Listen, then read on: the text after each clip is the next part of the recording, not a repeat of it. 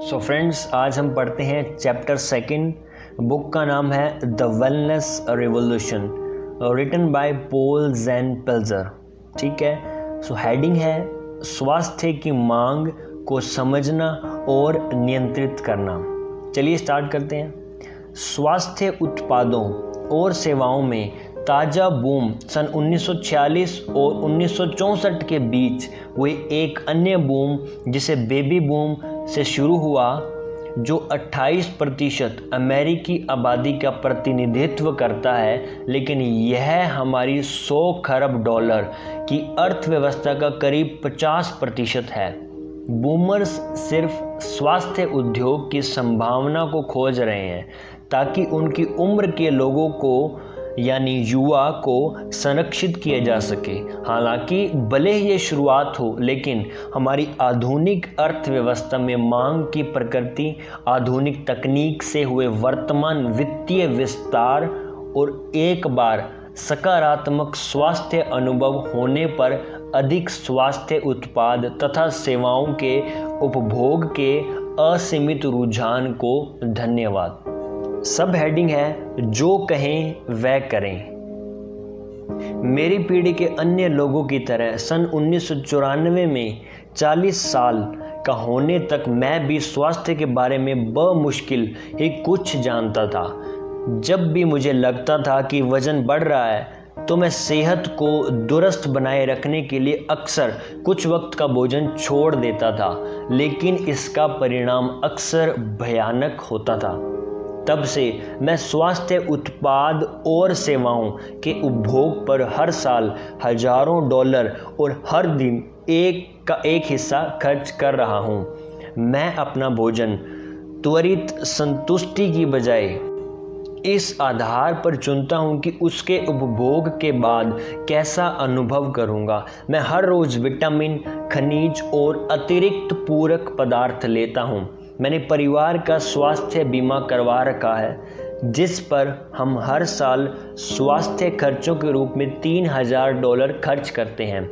साथ ही भविष्य की स्वास्थ्य जरूरतों के लिए हर साल अतिरिक्त $3800 IRA प्रकार के चिकित्सा बचत खाते में भी हम निवेश करते हैं।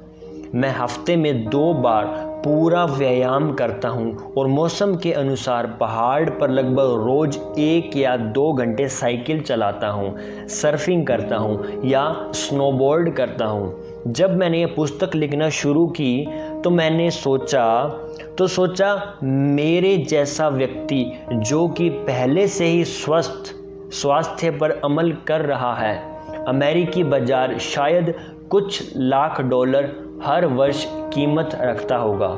जैसा कि मैंने पहले बता चुका हूँ, मुझे यह पता लगाकर बहुत आश्चर्य हुआ कि सन 2000 तक ही स्वास्थ्य पर खर्च $200 बिलियन तक पहुँच चुका था।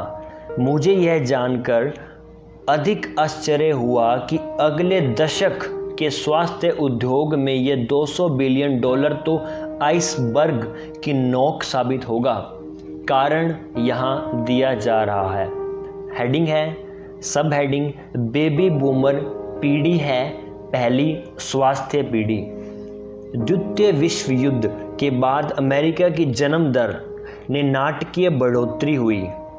सन 1946 से 1964 के बीच अमेरिका में 7.80 करोड़ बच्चों का जन्म हुआ। इसके विपरीत 1946 के पहले इतनी ही अवधि में सिर्फ 5 करोड़ जन्म दर्ज किए गए और 1964 के बाद इतनी ही अवधि में भारी आबादी होने के बावजूद सिर्फ 6.6 करोड़ जन्म दर्ज किए गए। अमेरिकी आबादी में ये अचानक वृद्धि सामान्य तौर पर बेबी बूम या बेबी बूम पीढ़ी नाम से जानी जाने लगी। हम इसे बूम कहकर इसलिए परिभाषित करते हैं क्योंकि 1964 के बाद जन्म दर तेजी से गिरी। हालांकि ऐसा नहीं होता यदि युद्ध के बाद बढ़ी जन्म दर अलग आबादी समूह की बजाय एक दीर्घकालीन प्रवृत्ति बनी रहती। इस तथ्य का महत्व बढ़ा चढ़ाकर नहीं बताया जा सकता। किसी भी समाज में एक खास कालखंड में लोगों की रुचि के चुनिंदा विषय होते हैं। स्वाभाविक रूप से बढ़ती आबादी के साथ ये चुनिंदा विषय समाज की तुलनात्मक युवा पीढ़ी की चिंताओं और रुचि से प्रभावित होते हैं, क्योंकि बस वे संख्या में ज़्यादा होते हैं। हालांकि अगली पीढ़ी की चिंताओं में देखने के बजाय सन 1940 से 1964 के बीच जन्मी इसी अमेरिकी आबादी की अभिरुचियों ने हमारी चिंताओं को बढ़ा दिया। यह घटना सन 1960 के उत्तरार्ध और 1960 के पूर्वार्ध में प्रारंभिक रूप से खुद ही सामने आई, जब कुछ पुराने रेडियो स्टेशन समकालीन रेडियो स्टेशनों से अधिक लोकप्रिय हो गए। ऐसा इसलिए हुआ क्योंकि युवावस्था में प्रवेश कर रहे पहले बेबी बूमर युवावस्था के संगीत को सुनना पसंद करते थे। 1970 की शुरुआत में हमने देखा कि बूमर्स तेजी से अपने युवावस्था के फैशन की तरफ लौट रहे थे, चाहे कपड़े हो, गाड़ियाँ, मकान, फर्नीचर, औद्योगिक डिज़ाइन या व्यावसायिक वस्तु।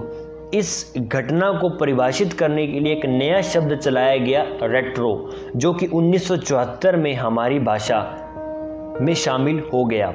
अब जबकि बेबी बूम पीढ़ी अपने सर्वाधिक उत्पादक आर्थिक वर्षों में प्रवेश कर रही है, उनके खान पान और मनोरंजन की चिंताएं ज़्यादा होने लगी।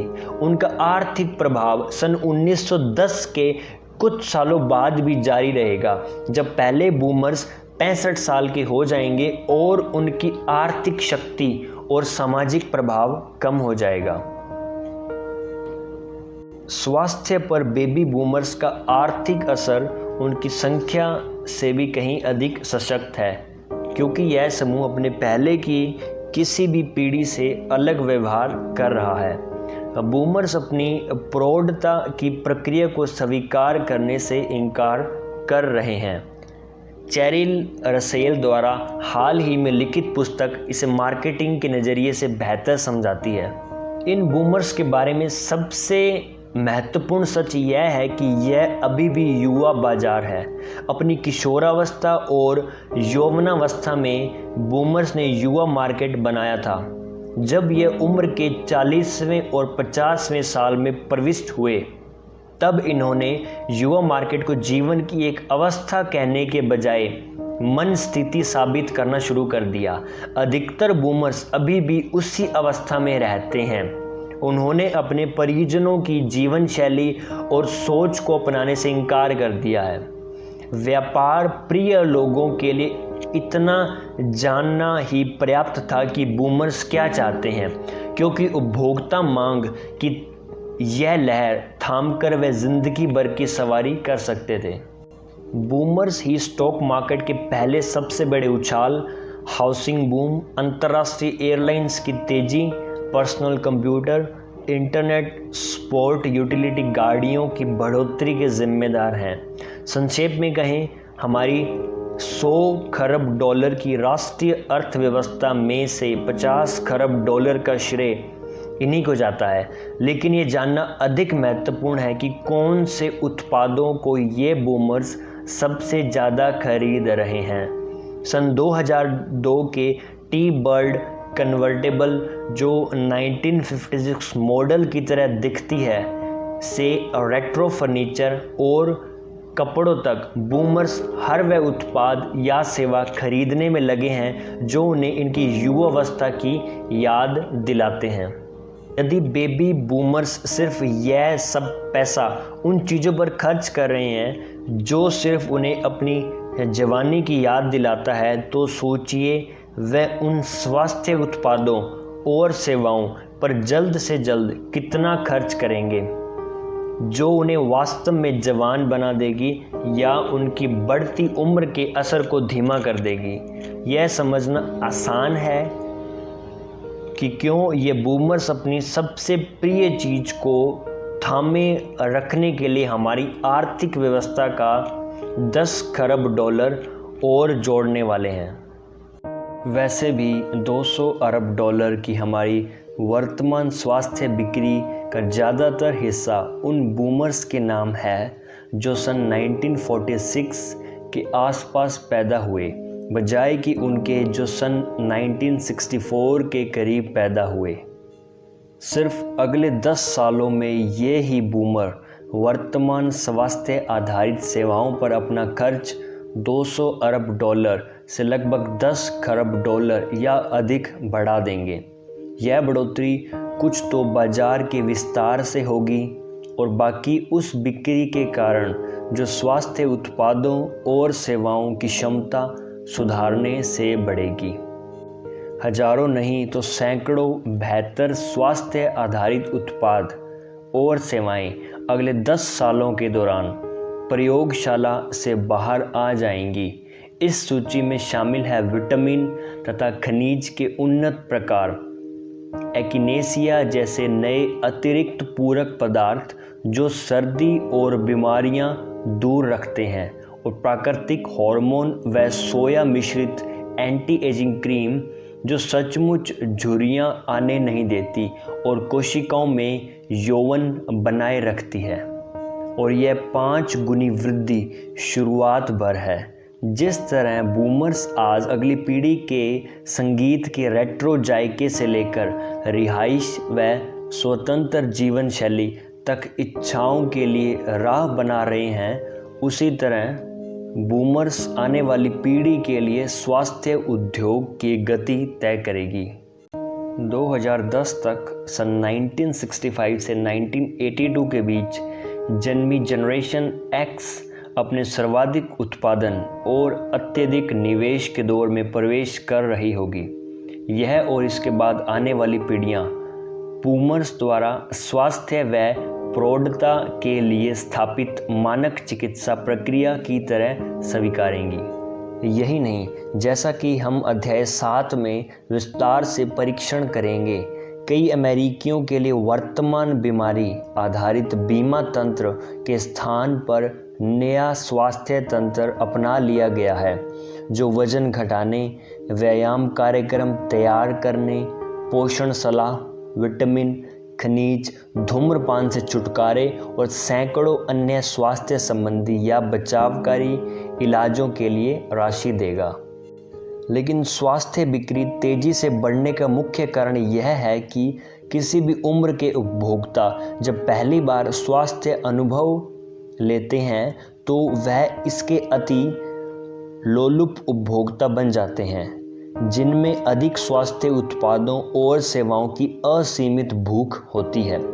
इन सशक्त विकास को परखने से पहले जो अमेरिकी स्वास्थ्य उद्योग को सन 2010 तक 10 खरब डॉलर या उससे भी आगे तक ले जाएगा, हमारी आधुनिक अर्थव्यवस्था में मांग के स्वभाव को समझना महत्वपूर्ण है।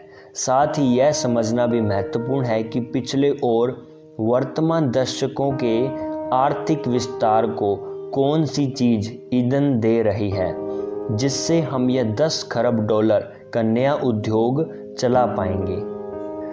नेक्स्ट सब हेडिंग है उपभोक्ता की मांग को न समझ पाने की गलती जो ज़्यादातर लोग करते हैं। सन 1930 की महामंदी के दौरान अर्थशास्त्री जॉन मैनार्ड किन्स ने यह अनुमान लगा लिया था कि अमेरिका में आधुनिक तकनीक एक दिन हर वह चीज़ दे पाने में सक्षम होगी जो अमेरिकी चाहेंगे। लॉर्ड किन्स ने अमेरिकी राष्ट्रपति फ्रैंकलिन रूजवेल्ट के समक्ष यह सकारात्मक भविष्यवाणी की थी कि एक दिन ऐसा भी आएगा जब अधिकांश अमेरिकी परिवारों के पास टेलीफोन, गाड़ी, अंदरूनी जल व्यवस्था के साथ 4 बेडरूम और 1 बाथरूम वाला घर होगा। हालांकि अर्थशास्त्री ने राष्ट्रपति को चेता भी दिया था कि एक बार जब यह सपना पूरा हो जाएगा तब अमेरिकियों का काम के प्रति रुझान खत्म हो जाएगा। ये उत्पादक अमेरिकी अपनी बढ़ी हुई आमदनी खर्च करना बंद कर देंगे और बचत शुरू कर देंगे। इससे अर्थव्यवस्था ठप होने लगेगी, वह शिकार बनेगा अपनी खुद की सफलता का। इसलिए कीन्स ने अमेरिकी सरकार को प्रगतिशील आयकर प्रक्रिया अपनाने की सलाह दी ताकि समाज के सर्वाधिक उत्पादक लोग अपनी बढ़ती आय को छुपाकर न रख सकें। उस समय यह सुधारवादी सोच समझी जाती थी। जब सन 1913 में पहली बार संघीय निजी आयकर लागू हुआ तो बहुत से लोगों ने सोचा कि यह गलत है कि $1,00,000 प्रति वर्ष कमाने वाला व्यक्ति $10,000 प्रति वर्ष कमाने वाले व्यक्ति से 10 गुना अधिक संघीय कर जमा करे। हालांकि दोनों के बराबर एक ही वोट है। अब कीन्स संघीय आयकर को प्रगतिशील पैमाने के हिसाब से बढ़ाने की हिमायत करने लगे थे। इसके मुताबिक जो व्यक्ति जितना अधिक कमा रहा था उसे उतना ही अधिक प्रतिशत आयकर भरना होगा। कीन्स और उन अमेरिकी नीति निर्माताओं को धन्यवाद जिन्होंने उनकी सलाह मानी। इसकी बदौलत पूरी 20वीं सदी के दौरान व्यक्तिगत संघीय आयकर दर बढ़ती रही। यह 1964 तक 92 से 94% के शिखर पर पहुंची और 1980 तक 70% पर ठहर गई। जैसा कि अध्याय 6 में विस्तार से बताया गया है कि कर की इन घातक दरों से बचने, सरकार द्वारा तय भत्ते पाने और कीमत नियंत्रण के लिए कंपनियों और यूनियनों ने कांग्रेस में लॉबिंग की कि कंपनी को कर्मचारियों और उनके परिवार को कर मुक्त राशि देने का अधिकार मिले। इसने किसी अन्य आर्थिक कारण से ज़्यादा वह समस्या खड़ी कर दी जिसके कारण अमेरिका में आज हमें इतनी बढ़ती चिकित्सा दरों का सामना करना पड़ रहा है। हम कई बार अपने इतिहास के बुद्धिजीवी लोगों की सफलता के बजाय उनकी गलतियों के अध्ययन से ज़्यादा सीख सकते हैं। हालांकि कीन्स का यह सिद्धांत कि प्रचुर कमाई से आत्मसंतोष पैदा होगा और अति बचत होगी तर्कसंगत लगता है, लेकिन आज हम जानते हैं कि यह गलत है। कीन्स की भविष्यवाणी का ठीक विपरीत आज हमारे सामने आ खड़ा हुआ है। यदि हम अतीत के उस वक्त में झांकें जब कीन्स ने अपना अति बचत वाला सिद्धांत दिया था तो यह आसानी से समझा जा सकता है कि वह कहाँ गलत थे। दरअसल 1930 के दशक के दौरान उपभोक्ता की मांग में कमी लगातार मंदी की मुख्य जड़ थी। सरकार भी बेबस नज़र आ रही थी जिससे उपभोक्ता फिर से खर्च करना शुरू करे। कीन्स इस बात से निश्चिंत थे कि यह दुर्भाग्य तब तक खत्म नहीं हो सकता जब तक सरकार निजी आय पर क्रमबद्ध रूप से आयकर नहीं लेती और उस पैसे को फिर से बढ़े हुए सरकारी खर्चे के रूप में अर्थव्यवस्था में डाल नहीं देती। पिछली सदी के दौरान और ख़ास तौर से पिछले 2 दशकों में बढ़ी हुई उपभोक्ता मांग खुद को संतुष्ट नहीं कर पाई है। जितना ज़्यादा हम कमाएंगे उतना ज़्यादा खर्च करेंगे, जितना ज़्यादा खर्च करेंगे उतना ज़्यादा पाएंगे और जितना ज़्यादा पाएंगे उतनी ज़्यादा हमारी चाहत बढ़ेगी और जितनी ज़्यादा हमारी चाहत बढ़ेगी हमारी कमाने की इच्छा उतनी ही ज़्यादा बढ़ेगी। अगर हमारे समाज के किसी भी हिस्से ने काम के प्रति रुझान खो दिया तो वह सबसे ज़्यादा गरीब होगा जिसकी पहली कार या पहला घर खरीदने में कोई मदद नहीं कर पाएगा। खरीदारी एक ऐसी क्रिया है जो कभी न खत्म होने वाली उपभोक्ता मांग के चक्र को बढ़ाती है। जिस दुनिया में आज हम रह रहे हैं, आधुनिक तकनीक ने ज़्यादातर अमेरिकियों को अपनी बुनियादी प्रारंभिक ज़रूरतें पूरी करने में सक्षम बना दिया है। आधुनिक होती तकनीक खुद लगातार अपनी मांग पैदा कर रही है। यह नए उत्पाद और सेवाएं पेश कर रही है जो बहुत पहले अधिकांश लोगों की बुनियादी ज़रूरतें समझी जाती थी। प्रथम विश्व युद्ध के वक्त पहली विद्युत वॉशिंग मशीन के आविष्कार से पहले कुछ ही अमेरिकी परवाह करते थे कि उन्होंने एक शर्ट धोने से पहले कितनी बार पहनी। यही नहीं, कपड़े भी उसी प्रकार बनाए जाते थे कि उन्हें धोने की ज़रूरत कम पड़े। मसलन शर्ट अलग होने वाली कॉलर और आस्तीन वाली बनाई जाती थी। ये वे हिस्से थे जो जल्दी गंदे हो जाते थे। जब वॉशिंग मशीन सहज उपलब्ध होने लगी तो हर अमेरिकी हर रोज़ साफ शर्ट पहनने लगा और अलग हो सकने वाले कॉलर और आस्तीन घोड़ा गाड़ी की राह पर चले गए। जब हेनरी फोर्ड ने पहली बार ऐसी मोटर गाड़ी बनाई जिसे लगभग हर व्यक्ति खरीद सके तो लोगों ने इस विचार की खिल्ली उड़ाई कि इसे कोई खरीदेगा। उस वक्त बहुत कम पक्की सड़कें थी, गैसोलीन स्टेशन नहीं थे और अधिकांश लोग अपने दफ्तरों से पैदल दूरी पर ही रहते थे। फिर मोटर गाड़ी का शुक्रिया जो ज़्यादातर लोग उपनगरों की ओर बसने लगे, गैसोलीन स्टेशन खुलने लगे और जल्द ही दफ्तर या बाज़ार जाने के लिए कार एक दैनिक ज़रूरत बन गई। जब टेलीफोन पहली बार बिजनेस के लिए उपलब्ध हुआ उस वक्त अधिकांश कारोबारी अपने सचिव के हाथों पत्र लिखवाकर पत्राचार से काम चलाते थे। ज़्यादातर कारोबारी इस बात से सहमत थे कि टेलीफोन का इस्तेमाल समय की बर्बादी है। आखिर कौन अपने सचिव को संदेश लिखवाना चाहता, फिर सचिव उसे टाइप करता, फिर सचिव उस संदेश को फ़ोन पर सामने वाले सचिव को सुनाता और फिर सामने वाला सचिव उस संदेश को लिखकर पाने वाले कारोबारी को देता। बेशक कारोबारियों के बीच टेलीफोन पर बातचीत से बहुत पहले लोग एक दूसरे से बात करना ज़्यादा पसंद करते थे, बजाय कि अपने सचिवों से बोलकर टाइप करवाने के।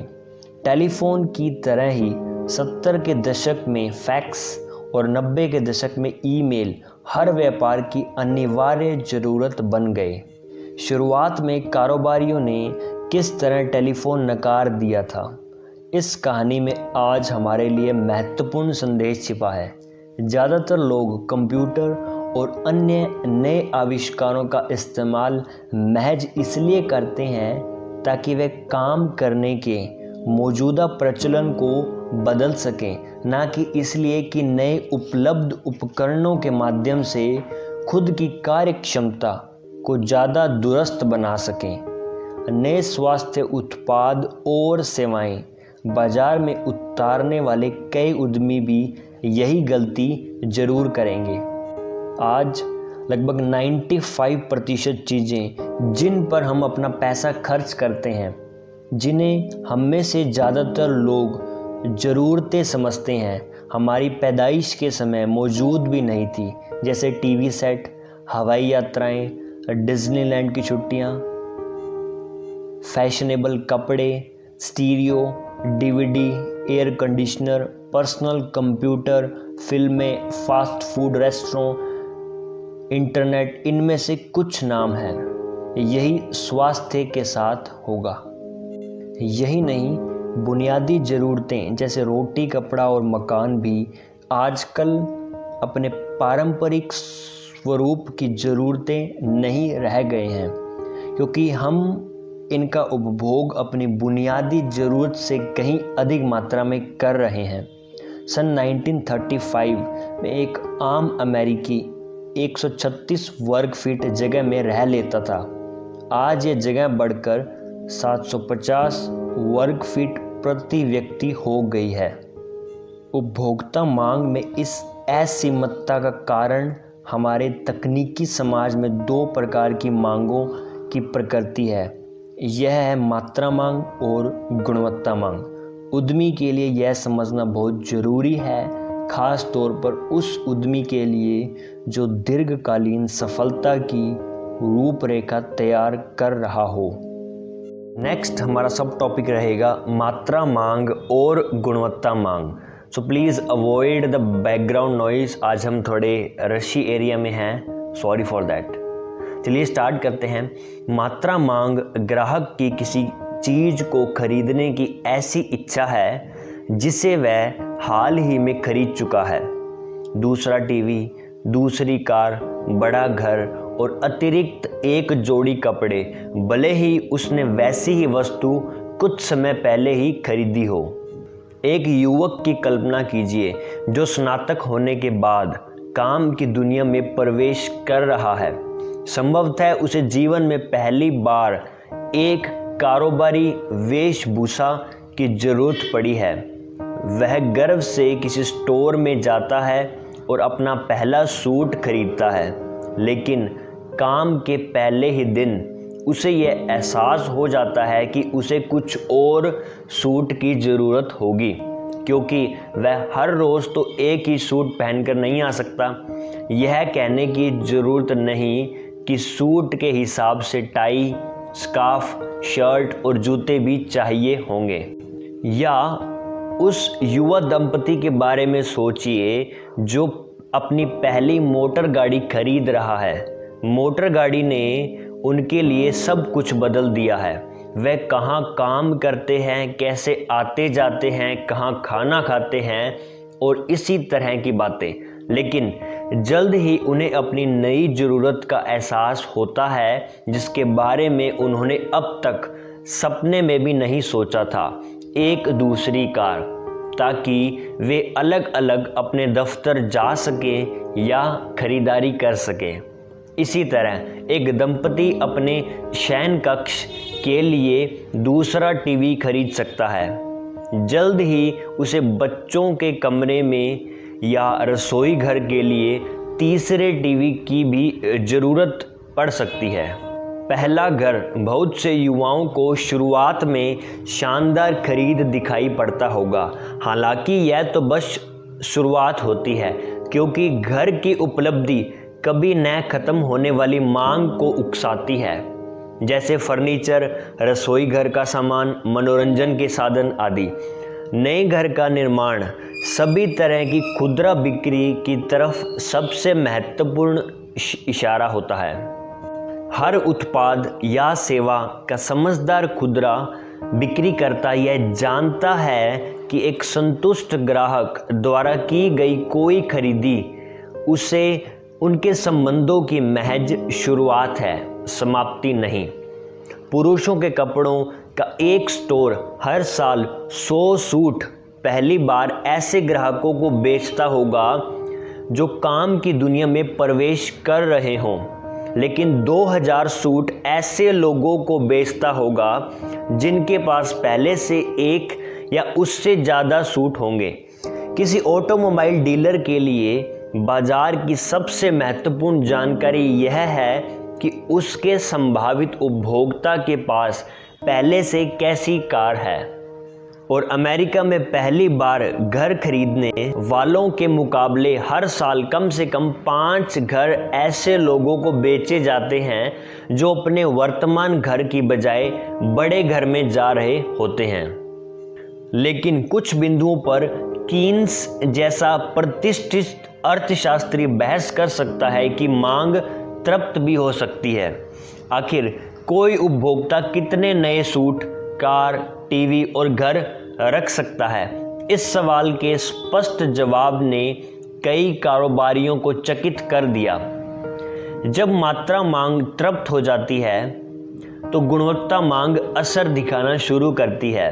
जब आपकी ज़रूरत के सभी भोजन, कपड़े और टीवी आपके पास आ जाते हैं, आपको बेहतर भोजन, बेहतर कपड़ों और बेहतर टीवी की चाह होने लगती है। मात्रा मांग जहां उपभोक्ता की मौजूद उत्पाद की बड़ी मात्रा में आपूर्ति की मांग को प्रदर्शित करती है, वहीं गुणवत्ता मांग कुछ अलग या बेहतर किस्म के उत्पाद की भूख प्रदर्शित करती है। टीवी के मामले में गुणवत्ता मांग उपभोक्ता की अधिक बेहतर तथा खूबसूरत टीवी खरीदने की चाह को परिभाषित करती है।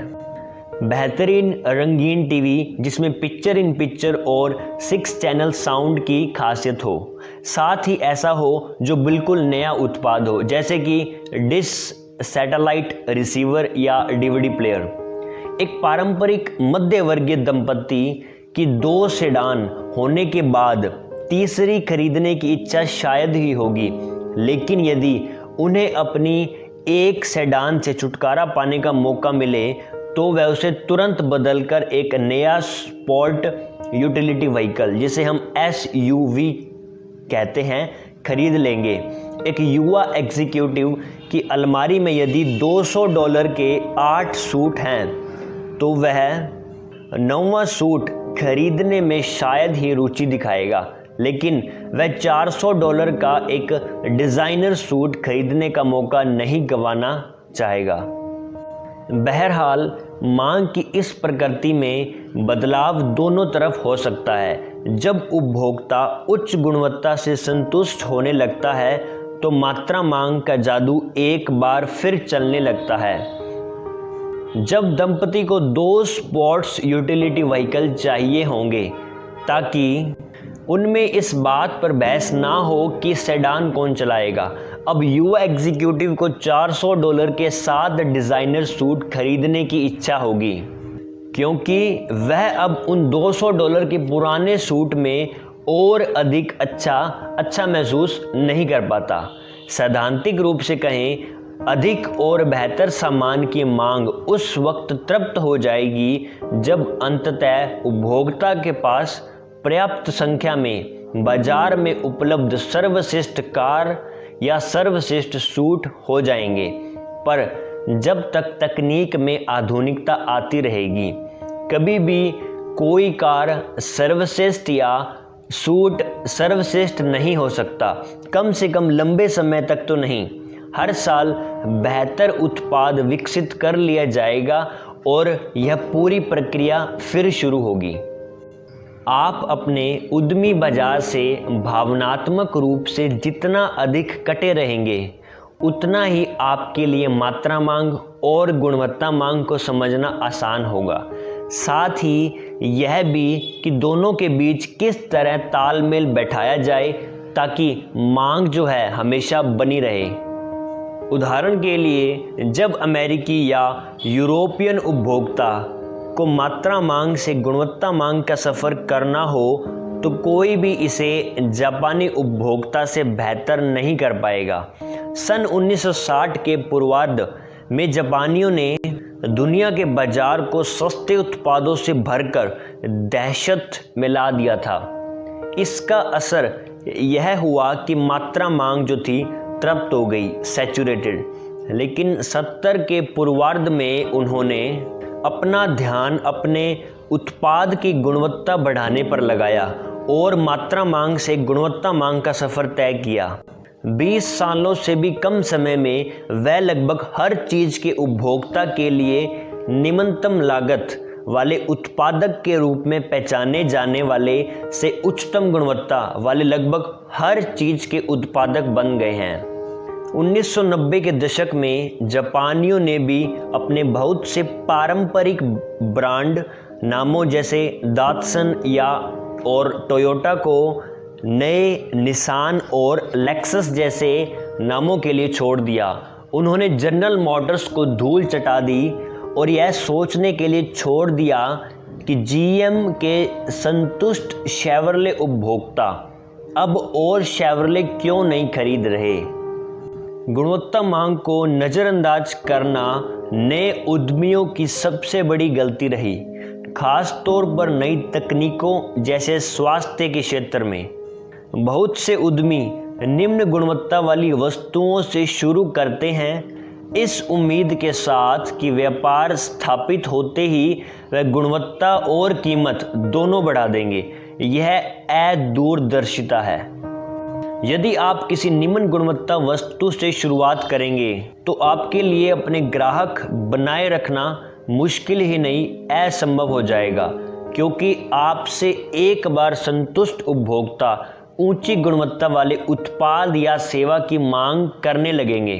जब कोई व्यापार या वितरक कम कीमतों के लिए पहचाना जाने लगता है, उसे उपभोक्ता अक्सर कम गुणवत्ता के हिसाब से ठीक मानता है, तो इस धारणा को बदलना असंभव हो जाता है। आज सर्वाधिक सफल स्वास्थ्य कंपनियां उच्चतम गुणवत्ता के स्वास्थ्य उत्पादों या सेवाओं का उत्पादन या वितरण कर रही है। उच्चतर गुणवत्ता उत्पाद के प्रति उपभोक्ता की नियमित इच्छा हमारे बाजार में इतनी अच्छी तरह गुंथ चुकी है कि अक्सर यह पारदर्शी होती है। हर साल जैसे जैसे उन्नत होती तकनीक से उत्पादों और सेवाओं की कीमतें कम होती जाती है, चतुर निर्माता और वितरक समझ जाते हैं कि उन्हें उपभोक्ता के साथ वर्तमान संबंध बनाए रखना है। इसके लिए वे खुद ब खुद कीमतें कम करने की बजाय उन उत्पादों की गुणवत्ता बढ़ा देते हैं। मान लीजिए आपने सन 1990 में $600 का एक 27 इंच कलर टीवी खरीदा और सन 2000 में उसी स्टोर पर उसके बदले दूसरा टीवी खरीदने गए। आप पाएंगे कि वही टीवी आज $300 में बिक रहा है, लेकिन आप वही टीवी खरीदने की बजाय एक 36 इंच मॉडल के लिए $600 फिर खर्च करना चाहेंगे, या संभवतः $1500 वाले एक सुपर डिलक्स उच्च स्तर का मॉडल खरीदेंगे जिसमें पिक्चर इन पिक्चर और 6 चैनल साउंड की सुविधा हो। इसके अतिरिक्त यह भी हो सकता है कि आपको $300 वाला मॉडल स्थानीय स्टोर में मिलता ही नहीं, क्योंकि आपका विक्रेता यह समझता है कि संतुष्ट उपभोक्ता निम्न कीमत की बजाय ऊंची गुणवत्ता चाहेगा और अब निचले स्तर के मॉडल नहीं खरीदेगा। या मान लीजिए आप 1995 में चिकित्सा विद्यालय में इस आशा से प्रवेश लेते हैं कि 2002 में पढ़ाई खत्म करते वक्त $45,000 की नई कन्वर्टेबल कार खरीदेंगे। जब आप सन 2002 में डीलर के पास जाते हैं तो आपको पता चलता है कि आपकी पसंदीदा सारी खूबियों वाली कार अब मात्र $25,000 में मिल रही है, लेकिन यह कार खरीदने और $20,000 बचाने के बजाय आप तय करते हैं कि 1995 में चाही गई सभी खूबियों से दुगनी खूबियों वाली 45,000 की ही कार खरीदेंगे। कम कीमत के मुकाबले बढ़ती गुणवत्ता वाली वस्तु चुनना इस उपभोक्ता चलित बाजार में आज इतना आम हो गया है कि ज़्यादातर लोगों को यह एहसास भी नहीं होता है कि उनके जीवन में भौतिक गुणवत्ता किस तरह धीरे धीरे बढ़ गई है। इसके लिए उत्पादों की उन्नत गुणवत्ता, सुरक्षा और कम कीमतों को धन्यवाद देना चाहिए। चाहे आप टीवी की बात करें या खिलौनों की, गाड़ियों या एयर कंडीशनरों की, नीली जीन्स या बिस्तर की, डिजिटल कैमरा या कन्वर्टेबल सोफ़ों या फ्रिज या MP3 रिकॉर्डेड संगीत की, लोग आज बेहतर गुणवत्ता वाली वस्तुओं का सुख कम लागत पर भोग रहे हैं, जैसा कि उन्होंने इतिहास में कभी नहीं किया। स्वास्थ्य मात्रा और गुणवत्ता मांग, इन सब का स्वास्थ्य उद्योग से गहरा निहितार्थ हो सकता है। ये हमारी गाइस नई हेडिंग है, सब हेडिंग स्वास्थ्य मात्रा और गुणवत्ता मांग। इसके अंदर इन्होंने बताया है अधिकांश उपभोक्ता आज भी यह नहीं जानते हैं कि कोई स्वास्थ्य उद्योग भी अस्तित्व में है। हालांकि हम में से प्रत्येक किसी ऐसे व्यक्ति को जानता है जिसने हाल ही में स्वास्थ्य अनुभव किया हो, जैसे कि एक बच्चे की माँ जिसने अपना खान पान बदला हो और 33 पाउंड वजन घटा लिया हो, या फिर एक लड़का जिसने विटामिन लेना शुरू किया है और अब स्कूल में पहले से दोगुना ध्यान देने लगा है। नेक्स्ट एग्जाम्पल, चुंबकीय थेरेपी लेने वाला एक पिता जिन्हें दीर्घस्थायी दर्द से छुटकारा मिला। नेक्स्ट एग्जाम्पल, एकिनेसिया लेने वाली लड़की जिसे अब सर्दी की वजह से स्कूल नहीं छोड़ना पड़ता। नेक्स्ट, ग्लूकोसामीन लेने वाला पूर्व धावक बिना घुटने के दर्द के फिर से साइकिलिंग करने लगा। लास्ट एग्जाम्पल है बड़े हुए प्रोस्टेट का एक मरीज जो सोपोल्मेटो लेकर पीड़ादायी सर्जरी से बचता रहा। यह सूची जो है अनंत है। अब एक पल के लिए सोचिए कि इस व्यक्ति के साथ प्रारंभिक स्वास्थ्य अनुभव के बाद और क्या हो सकता है। एक बच्चे की माँ संभवतः नई दिनचर्या अपना ले जिसमें जॉगिंग जैसी नियमित एथलेटिक गतिविधि भी शामिल हो। नेक्स्ट, लड़का अब खेलों के लिए कोशिश करने लगे क्योंकि पढ़ाई पर अब उसका नियंत्रण है। नेक्स्ट एग्जाम्पल, पिता और ज़्यादा शक्ति विकास के लिए कुछ लेने लगे जिससे वह बच्चों के साथ रह सके क्योंकि दर्द अब उनके विचारों पर हावी नहीं होते। नेक्स्ट एग्जाम्पल, लड़की के माता पिता यह जानना चाहेंगे कि उन्हें अपने दूसरे बच्चों को भी कौन सा आवश्यक पूरक पदार्थ देना चाहिए। नेक्स्ट एग्जाम्पल, पूर्व धावक अब अपनी याददाश्त तेज करने के लिए भी उत्पाद इस्तेमाल करें क्योंकि अब वह आवश्यक पौष्टिक पूरक पदार्थों में विश्वास करने लगा है। Next and the last example is prostate मरीज रह चुका व्यक्ति अब अपना आहार पूरी तरह बदल चुका है और अब वैकल्पिक चिकित्सा पद्धति के बारे में सब कुछ जानना चाहता है। इनमें से हर व्यक्ति के लिए एक स्वास्थ्य उत्पाद या सेवा की शुरुआती खरीदी ने मांग मात्रा को जागृत कर दिया है। जो वे खरीद चुके हैं उसे और खरीदने की मांग, जबकि इसे खरीदने से पहले तक यह भी नहीं जानते थे कि ऐसे किसी उत्पाद का अस्तित्व है या नहीं।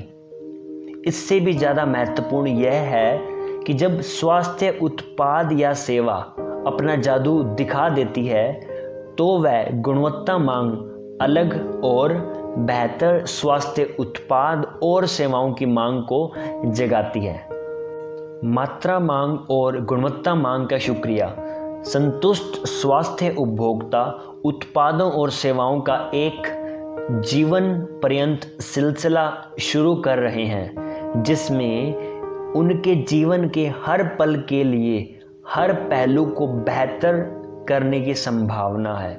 किसी अन्य कारण से अलग स्वास्थ्य उत्पाद तथा सेवाओं के उपभोग की यह असीमित प्रवृत्ति सन 2010 तक इस उद्योग को 10 खरब डॉलर और उससे भी आगे ले जाएगी। नेक्स्ट हेडिंग की ओर चलते हैं।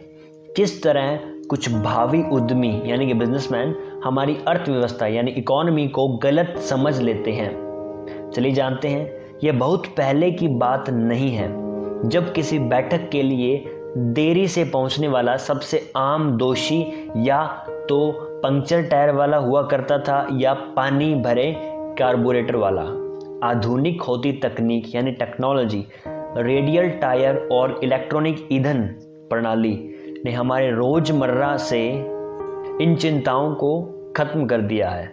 कई बार संभावित उद्यमी मीडिया में आने वाले नियमित आर्थिक संकेतों को नकार देते हैं, खास तौर से मंदी और आर्थिक सिकुड़न के दौर में। लेकिन आधुनिक होती तकनीक की वजह से इन आर्थिक संकेतों का अक्सर इन मायनों में गलत मतलब निकाल लिया जाता है कि यह बिजनेस शुरू करने का सही वक्त नहीं है, जबकि वास्तव में वह किसी नवोदित यानी कि बिल्कुल ब्रांड न्यू उद्यमी यानी बिजनेसमैन के लिए खुशखबरी होते हैं। उदाहरण के लिए कम कीमत और बेहतर गुणवत्ता वाले उत्पाद कई बार मीडिया द्वारा हमारी भौतिक संपत्ति में घाटे के तौर पर बताए जाते हैं, जबकि यह वास्तव में बढ़ोतरी होती है। ऐसा इसलिए होता है क्योंकि हमारे सबसे आम आर्थिक संकेतक जैसे सकल घरेलू उत्पाद जिसे जीडीपी बोला जाता है, और खुदरा बिक्री में ना ही गुणवत्ता की बढ़ोतरी और ना ही कीमतों के घटने के आंकड़े जो होते हैं शामिल किए जाते हैं, जो कि तकनीक में परिवर्तन की वजह से होता है। जब चिकित्सा छात्र अपनी पसंदीदा दुगना खूबियों वाली $45,000 की कार खरीदता है तो उसे अपनी भौतिक जीवन शैली में अप्रत्यक्ष रूप से $20,000 की वृद्धि अनुभव होती है। यदि उसने अपने वास्तविक सपनों वाली $45,000 में वाली कार $25,000 में खरीदी होती तो शायद मीडिया यह खबर देता कि जीडीपी या खुदरा बिक्री में $20,000 की गिरावट आई है। इसी तरह जब एक नए घर की औसत लागत अमेरिकी सरकार द्वारा आंकी जाती है तो यह कीमत इस बात की ओर संकेत नहीं करती कि सन 1960 के एक औसत नए मकान से यह आकार में दुगना बढ़ा है या इसकी विशेषताओं या उपकरण की भी कीमत उपभोक्ता के लिए दुगना साबित होगी। हम में से ज़्यादातर लोग वर्ष 1960 के आम मध्य वर्गीय घर में पले बड़े हैं। लगभग 900 वर्ग फीट का घर जिसमें कोई डिश वॉशर या एयर कंडीशनर नहीं होता था और जिसे आज 2001 के नए घर के मुकाबले रहने के हिसाब से पुराने तरीके का ठीक ठाक घर कहा जा सकता है। हालांकि हमारे समाज में जिसे सबसे गलत आर्थिक संकेत समझा गया है वह संभवतः बेरोजगारी है। खास तौर पर जिस तरह की बेरोजगारी का सामना सबसे ज़्यादा हम आज कर रहे हैं, जो तकनीकी बदलाव के कारण पैदा हुई है या जिसे अर्थशास्त्री कभी कभी संरचनात्मक बेरोजगारी भी कहते हैं। जैसा कि हम कुछ पलों में देखेंगे, ऐसी बेरोजगारी जो तकनीक के इंसान की जगह लेने से पनपी है, दरअसल सही आर्थिक उन्नति का पहला संकेत है। और जैसा कि हम यह भी देखेंगे कि संरचनात्मक बेरोजगारी की वजह से ही हमारे पास नए उद्योगों को विकसित करने और बढ़ाने के लिए भारी संख्या में श्रमिक उपलब्ध हैं। यह हमें हमारे आगामी विषय अगले 10 खरब डॉलर के उद्योग की प्रगति की ओर ले जाता है। इसमें हम पता लगाएंगे कि ऐसी कौन सी चीज़ है जो पिछले तथा वर्तमान दशक के आर्थिक विस्तार में ईंधन का काम कर रही है और जिसकी बदौलत हम नए उत्पाद और सेवाओं को इस्तेमाल करने लायक बनते हैं, और क्या यह चलता रहेगा। सो हमारी नेक्स्ट हेडिंग रहेगी किस तरह बेरोजगारी जो है आर्थिक उन्नति को जन्म देती है। चलिए स्टार्ट करते हैं। 10 लोगों वाले एक स्वयं पर्याप्त द्वीप की कल्पना कीजिए। सभी अपनी आजीविका के लिए एक सामुदायिक नाव में छड़ी से मछली पकड़ते हैं। एक दिन एक मशीनरी उन्हें मछली पकड़ने का नया तरीका बताती है जो तकनीकी रूप से ज़्यादा बेहतर होता है।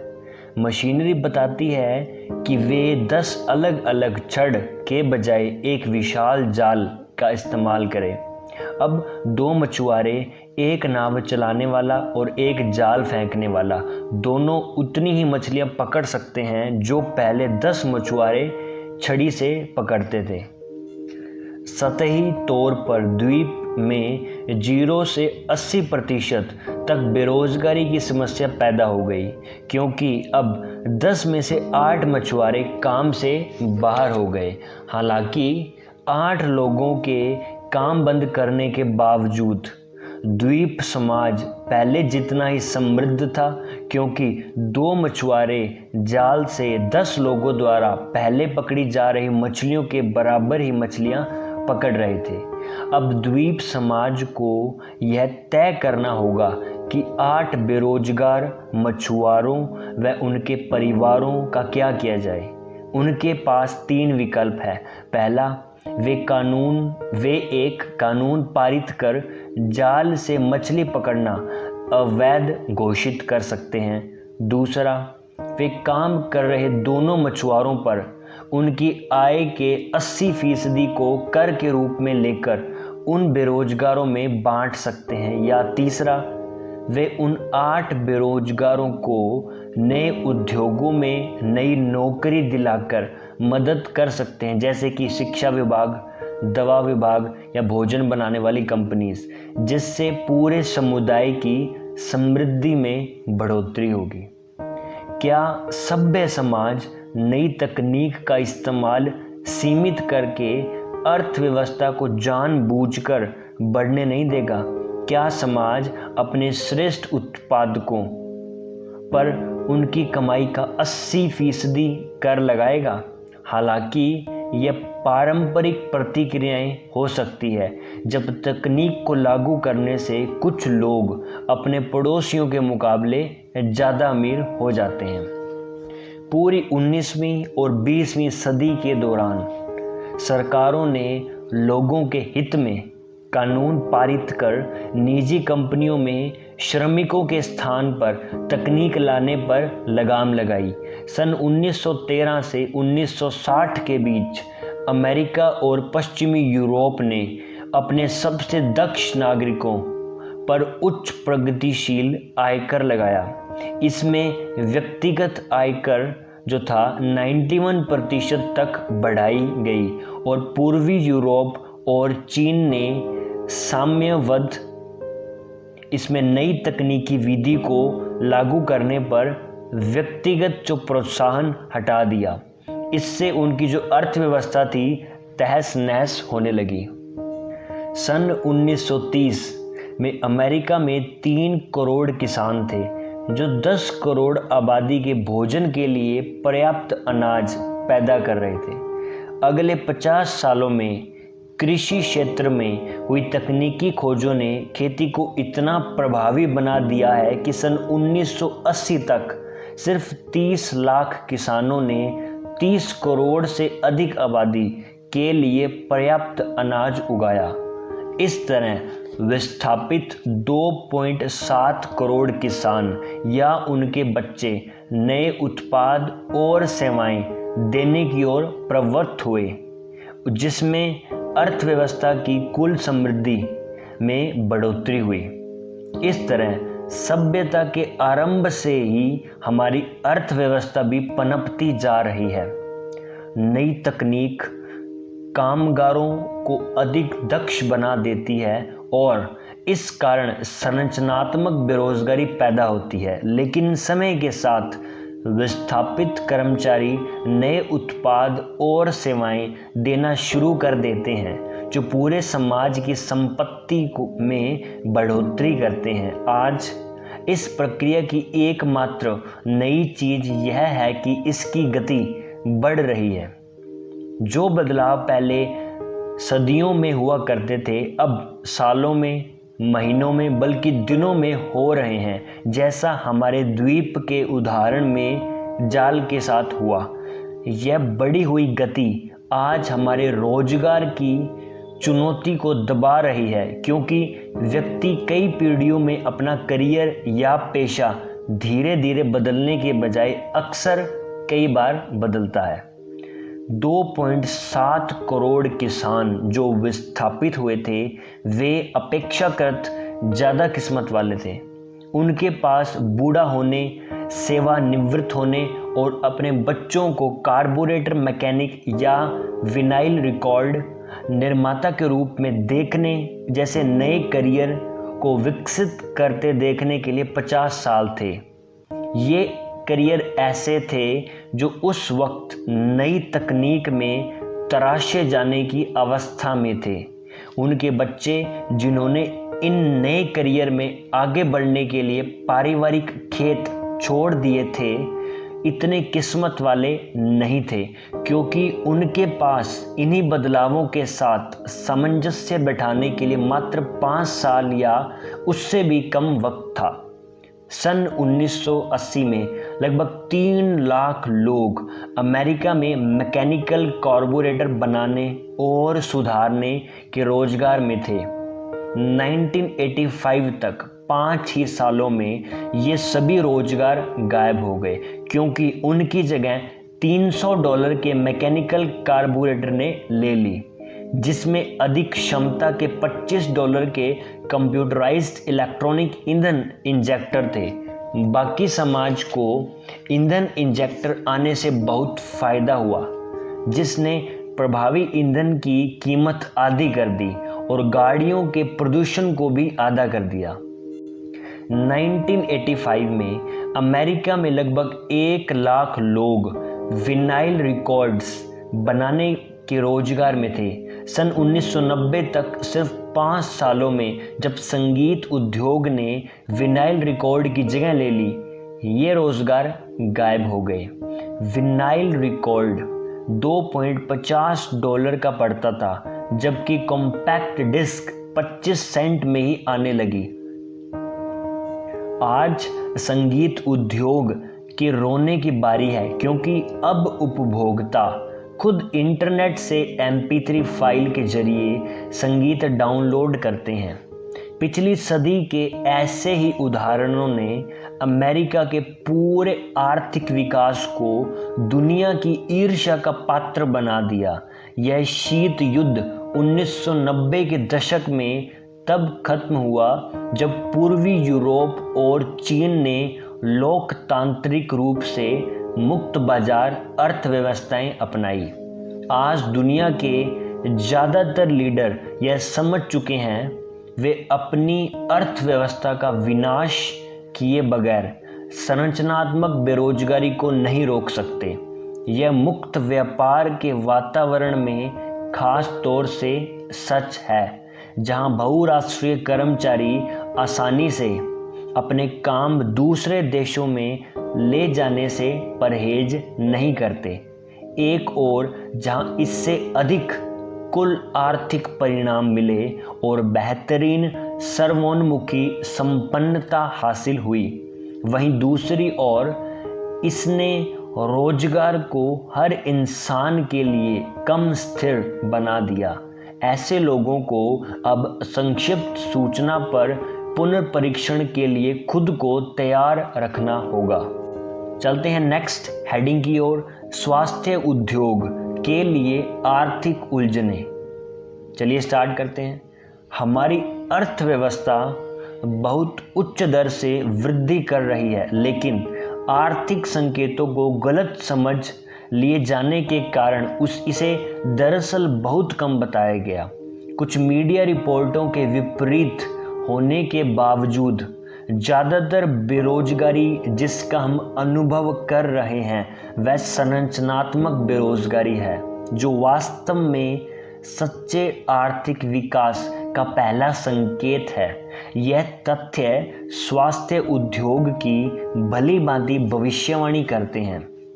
नए $10 खरब के उद्योग को सहारा देने के लिए हमारी अर्थव्यवस्था का पर्याप्त से अधिक विकास हो चुका है। जिस प्रकार अमेरिकी सकल घरेलू उत्पाद सन 1990 से 2000 के बीच $50 खरब से $100 खरब तक बढ़ गया, उसी तरह सबसे पिछड़े अमेरिकी सकल घरेलू उत्पाद के सन 2010 तक $150 खरब पहुंचने का अनुमान है। निम्न स्तर की बेरोजगारी का अस्तित्व होने के बावजूद आज $10 खरब के उद्योग को संभालने के लिए श्रमिकों की सेना उपलब्ध है। आर्थिक विकास में हमने $50 खरब की वृद्धि पा ली है और संरचनात्मक बेरोजगारी के साथ यह लगभग जारी रहेगा। ऐसा इसलिए होगा क्योंकि तकनीक उत्पाद व्यक्तियों की जगह ले लेगी और उन्हें अर्थव्यवस्था के नए क्षेत्रों में नए काम करने के लिए मुक्त कर देगी। व्यापारी और उद्यमी के रूप में हमारे लिए अहम सवाल है, अर्थव्यवस्था का कौन सा क्षेत्र इस वृद्धि के सबसे बड़े हिस्से को आकर्षित करेगा और इन विस्थापित कर्मचारियों को काम देगा। स्वास्थ्य उद्योग हमारी अर्थव्यवस्था का अगला 10 खरब डॉलर का क्षेत्र बनने के लिए तैयार है, क्योंकि हर व्यक्ति अधिक तंदुरुस्त और स्वस्थ होना चाहता है, चाहे वह कितना भी तंदुरुस्त हो और कितना भी स्वस्थ हो।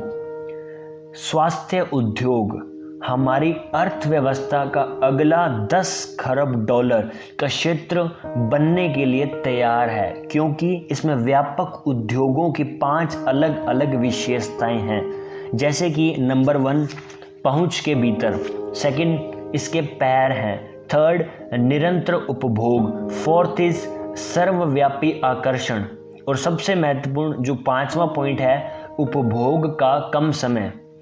स्वास्थ्य उत्पाद और सेवाएं संभवतः एकमात्र ऐसा क्षेत्र है जिसका आनंद लेने के लिए उपभोक्ता को समय नहीं खर्च करना पड़ता। यह जब कहा जाता है तो बहुत सहज मालूम हो सकता है, लेकिन अक्सर इसे नज़रअंदाज कर दिया जाता है, क्योंकि उपभोक्ताओं को इन स्वास्थ्य उत्पादों और सेवाओं को खरीदने का विकल्प हाल ही में मिला है। अभी तक ज़्यादातर लोगों को उनकी स्वास्थ्य कमियों को बढ़ती उम्र के लक्षण बताकर स्वीकार करने के लिए कहा जाता था, जैसे उनके लिए वे कुछ नहीं कर सकते थे। नेक्स्ट हेडिंग हमारी रहेगी विटामिन बिजनेस किस तरह बीमारी से स्वास्थ्य की ओर खिसका। चलिए जानते हैं। आज स्वास्थ्य उद्योग के सबसे तेजी से बढ़ते क्षेत्रों में से एक विटामिन और पौष्टिक पूरक पदार्थों का कारोबार है, पर कुछ समय पहले तक यह लगभग पूरी तरह सिर्फ बीमारियों के इलाज तक ही सीमित था। स्कर्वी या विटामिन सी की कमी सबसे पुरानी ज्ञात पोषण संबंधी बीमारी है और इसके लक्षण क्रूसेडर इतिहास में भी लिखे गए हैं। ब्रिटिश नौसैनिकों के बीच अपंगता और मौत का यह सबसे बड़ा कारण था, जब तक कि स्कॉटिश चिकित्सक जेम्स लिंड ने यह पता नहीं लगाया कि यह डच कर्मचारी स्कर्वी से निजात पाने के लिए नींबू जैसे फलों का इस्तेमाल करते हैं। सन 1795 में नींबू का जूस ब्रिटिश नौसैनिक जहाज़ों में अनिवार्य कर दिया गया और ब्रिटेन के लोग आज तक इस दिन को लाइमीज कहते हैं। रिकेट्स या विटामिन डी की कमी पूरे इतिहास में देखी गई और इसके कारण हड्डियों की विकृति खासकर बच्चों में देखी गई। 18वीं शताब्दी की शुरुआत में इसका इलाज मछली के तेल और सूर्य की रोशनी से किया जाने लगा। बेरीबेरी या विटामिन बी की कमी प्रसंस्कृत चावल और अन्य अनाजों से गैर प्राकृतिक रूप से यह विटामिन निकाल दिए जाने से होती है। बेरीबेरी का सिंहली भाषा में अर्थ होता है अति कमजोरी, और यह एशियाई देशों में तब से दिखाई देने लगी जब 1000 साल पहले पॉलिश किए हुए सफ़ेद चावल को मुख्य भोजन माना जाने लगा। इन सभी मामलों में पोषण की कमियों का पता वैज्ञानिकों को तब लगा जब उन्हें खुद अत्यधिक कमजोरी महसूस हुई। 20वीं सदी में यह खोजा गया कि ऐसे 13 विटामिन होते हैं जो अच्छा स्वास्थ्य बनाए रखने के लिए जरूरी होते हैं और आमतौर पर यह शरीर में नहीं बनते। हाल ही में यह पता चला है कि ठीक यही विटामिन बीमारियों को बढ़ने से भी रोक सकते हैं, हमें ठीक से अच्छा महसूस करवाते हैं और बूढ़ा होने की प्रक्रिया को भी धीमा करते हैं। आज करीब 50% अमेरिकी किसी न किसी तरह का पौष्टिक पूरक पदार्थ लेते हैं और इन उत्पादों की औद्योगिक बिक्री 70 अरब डॉलर से भी ज़्यादा है। हालांकि विटामिन और खनिज उद्योग ने अपने मैदान को अभी खुरचना ही शुरू किया है, क्योंकि हमने हाल ही में जैव रासायनिकी को समझना शुरू किया है, बायोकेमिस्ट्री। जो यह बताती है कि विटामिन, खनिज और अन्य पूरक कैसे काम करते हैं। उससे पहले गाइस हमें बिल्कुल नहीं पता था।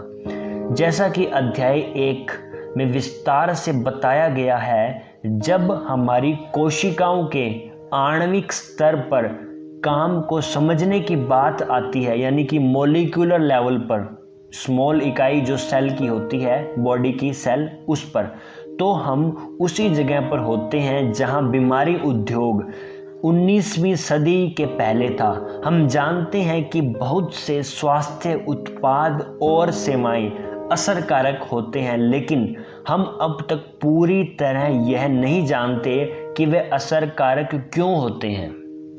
हालांकि चिकित्सा ने ऑप्टिकल माइक्रोस्कोप द्वारा रहस्यों को सुलझाए जाने से बहुत पहले ही खुद को महत्वपूर्ण विज्ञान के रूप में स्थापित कर लिया था। उस दौर में सूक्ष्मदर्शी चिकित्सा क्षेत्र के कई रहस्यों से पर्दा उठाता था। अब स्वास्थ्य भी यही करेगा। इसी तरह हम पहले ही देख चुके हैं कि स्वास्थ्य उद्योग अमेरिका की वार्षिक बिक्री में $200 अरब का योगदान कर रहा है, जबकि अभी तक विज्ञान उसके दक्षता के पीछे के जो आणविक रहस्य को नहीं समझ पाया है, बल्कि अगर हमने निकट भविष्य में इन रहस्यों से पर्दा नहीं उठाया तो भी यह $200 अरब तो बस शुरुआत होगी। बहुत से संभावित उपभोक्ताओं ने अभी स्वास्थ्य उत्पादों और सेवाओं के बारे में सुना भी नहीं है। उन्हें भी कोशिश कर लेने दें। जैसा हम देख चुके हैं कि जिन उपभोक्ताओं ने स्वास्थ्य उत्पाद तथा सेवाओं को आजमाया और सकारात्मक अनुभव किया, उन्होंने आम तौर पर अन्य स्वास्थ्य उत्पादों और सेवाओं को आजमाने के लिए अपने दिमाग खोल दिए हैं। 35 से 43 वर्ष की उम्र वाले मेरे जैसे व्यक्ति को अपने बाएं घुटने में दर्द हुआ। यह बरसों मैग्युलेडन स्काई ढलानों की स्पर्धाओं में भाग लेने का नतीजा था। मैं जिस अस्थि रोग विशेषज्ञ के पास गया, सब एक ही निष्कर्ष पर पहुंचे, सर्जरी। एक युवा अस्थि रोग विशेषज्ञ ने तो मजाक में यह तक कह दिया कि उसे मेरे घुटने से उसके पोते पोतियों की कॉलेज की फीस निकलने की उम्मीद है। यही नहीं, सर्जरी के बाद भी मैंने जीवन भर उसका मरीज बना रहूँगा। 43 की उम्र में अंततः मैंने सर्जरी कराने का निर्णय लिया।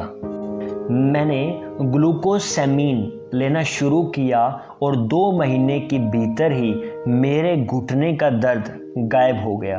1 साल बाद उसी अस्थि रोग विशेषज्ञ ने मुझसे पूछा कि मेरे घुटने का ऑपरेशन किसने किया।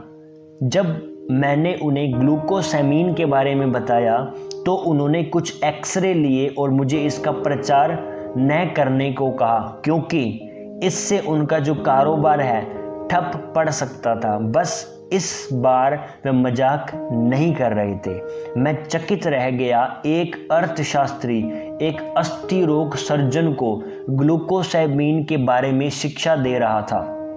इस अनुभव ने मुझे यह सोचने पर मजबूर कर दिया कि ऐसा और क्या क्या है जो मेरे चिकित्सा विशेषज्ञ नहीं जानते हैं।